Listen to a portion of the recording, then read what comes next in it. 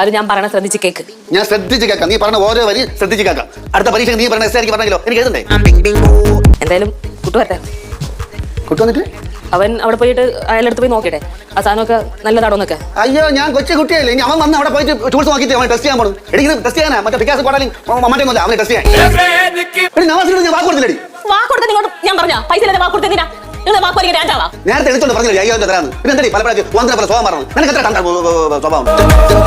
കല്യാണം നടത്തപ്പോ എന്റെ വീട്ടുകാർ പറഞ്ഞു, സാലു സൂക്ഷിച്ചും കണ്ടൊക്കെ ചെയ്, അവളെ സ്വഭാവം ശരിയല്ല.